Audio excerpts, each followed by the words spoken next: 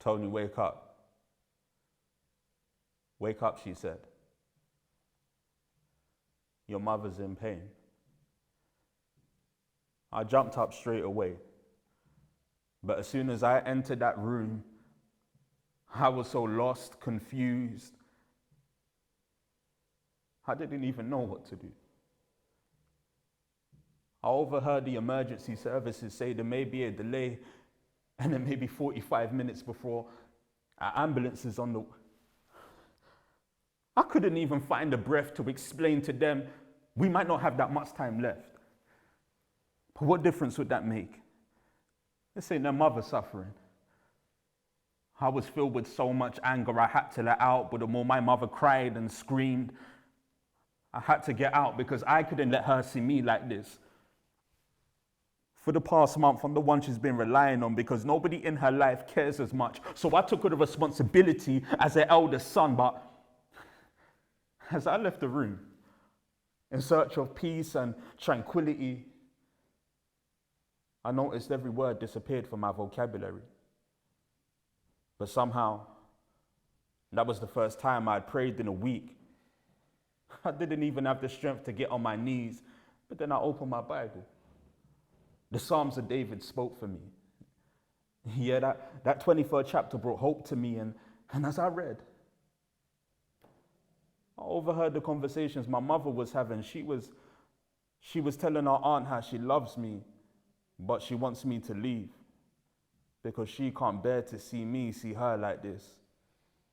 And that's when I remembered our other kids, my siblings. I couldn't help but feel some kind of way because mummy's all they have left and they're way too young to comprehend death.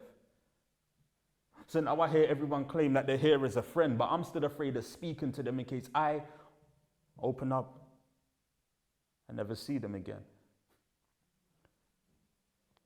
I stopped drinking. So what should I do? I've never really smoked, so what should I... Furthermore, fuck your advice. Since you don't understand, there's nothing you can tell me that would help me. I mean, you must think I'm some sort of prick. But you're not going to fool me with that, yo, man's here for you. Because the only time I hear from you is when I start a conversation with you. There I go. Being a friend, noticing that you're upset and asking if you're all right. Even in the midst of my own shit. I wish I was taught how to prioritize, but let me guess. You feel comfortable enough to open up to me because you've noticed I'm never too busy. I wish I could say the same. Because who you are and all you say, they're just titles and words that hold no weight. Safe, man.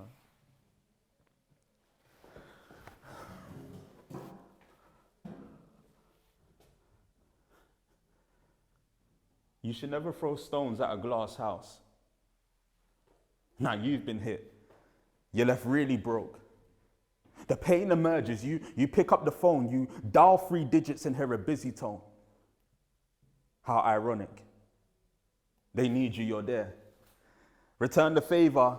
They're somewhat preoccupied with acrobatics. This must be the result of being mediocre at mathematics, but Sarah, why are you always trying to find your ex?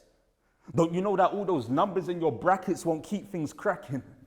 What I mean is, not everyone in your corner is expected to back it.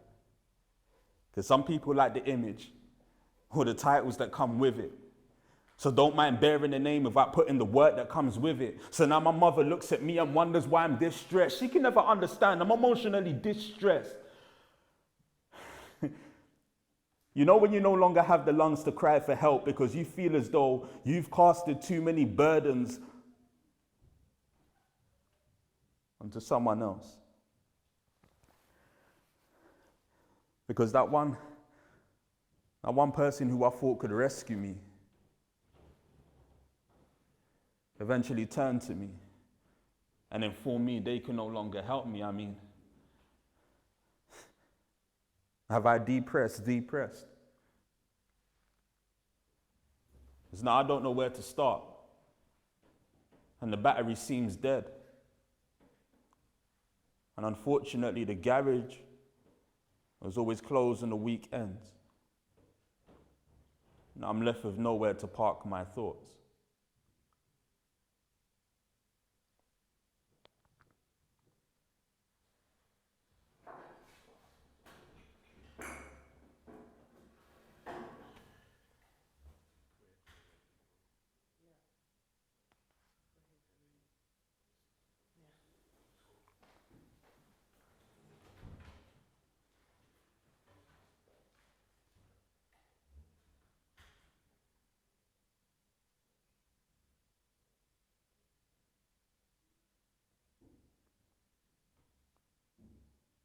The eagle that can spot the wolf in a pack,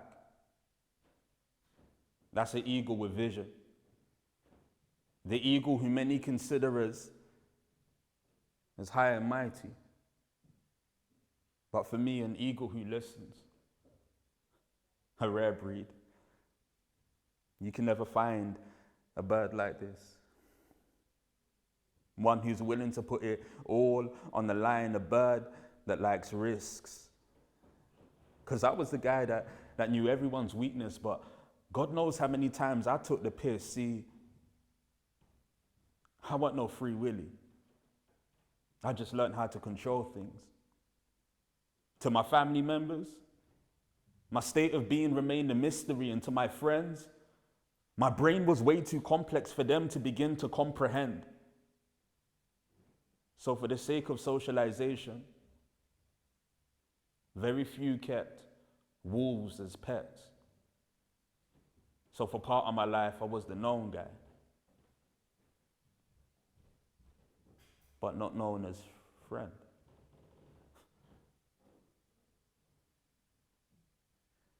Until I met you.